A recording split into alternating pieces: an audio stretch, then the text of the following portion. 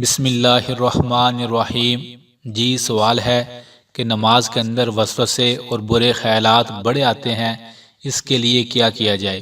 میرے بھائی اور بہنوں، دو تین آپ کو بڑی آسان سی باتیں بتاؤں گا۔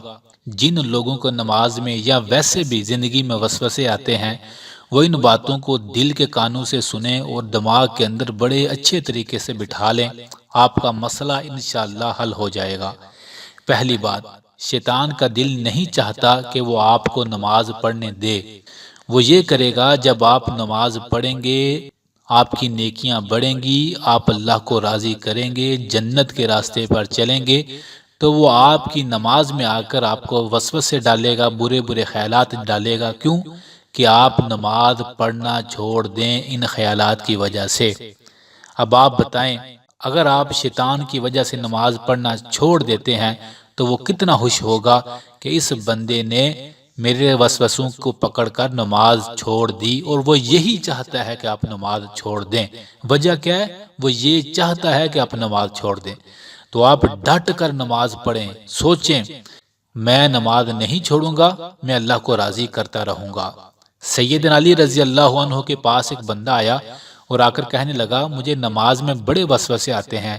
تو آپ نے کہا، اللہ اکبر، اتنا مقام حاصل ہو گیا ہے تجھے، اتنے درجات تیرے بلند ہو گئے ہیں کہ شیطان تیرے لیے خاص وسوسے تجھے ڈالتا ہے، وہ یہ چاہتا ہے کہ تو نماز نہ پڑھے۔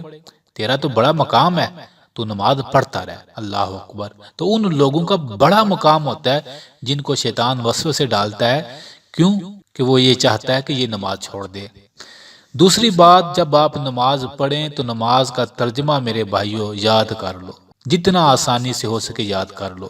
تیسری بات، جب آپ نماز پڑھیں تو ذرا غور کریں کہ میں رب کی بارگاہ میں کھڑا ہوں، میں اپنے رب کو اپنے دکھڑے سنانے والا ہوں، نماز پڑھ رہا ہوں، اور یہ جو تسبیحات میں پڑھ رہا ہوں یہ میرے رب کو پسند ہے، قرآن پڑھ رہا ہوں یہ رب کو پسند ہے۔ اور یہ سوچیں کہ یہ جو نماز ہے یہ میری زندگی کی شاید آخری نماز ہو۔ یہ پوائنٹ آپ ذہن میں رکھ لیں کہ شاید آخری نماز ہو، پھر ساری دنیا کے شیطان اکٹھے ہو کر بھی آپ کو وسوسے نہیں ڈال سکتے۔ لکھ لیں یہ میری بات۔ جو بندہ کہتا ہے نا میرے نماز میں وسوسے نہیں جاتے، میرے بھائی اگلی نماز جب آپ پڑھیں گے تو یہ ذہن میں رکھ کر پڑھنا کہ شاید یہ میری زندگی کی آخری نماز ہو، یا آپ نے بولنا نہیں پوری نماز میں۔ پھر آپ سوچیں کہ آپ کیسے نماز پڑھیں گے، پھر کوئی وسوسہ نہیں آئے گا۔ بے دہانی میں پڑھتے ہیں، پھر وسوسے و برے حالات آتے ہیں۔ تو یہ چار شارٹ باتیں اپنے ذہن میں رکھ لیں کہ آپ کی نیکیاں جب بڑھیں گی، آپ اللہ کے قریب جائیں گے تو شیطان آپ کو جانے نہیں دے گا، نماز میں بھی اور نماز کے علاوہ بھی آپ کو وسوسے وہ ڈال لے گا۔ اس کو اگنور کریں، اس کو دور پھینکیں، اپنے رب کو راضی کرتے جائیں، زندگی میں سبحان ربی اللہ پڑھتے جائیں، اللہ کے جو حکم ان پر چلتے رہیں، یہود ہی دور ہو جائے گا۔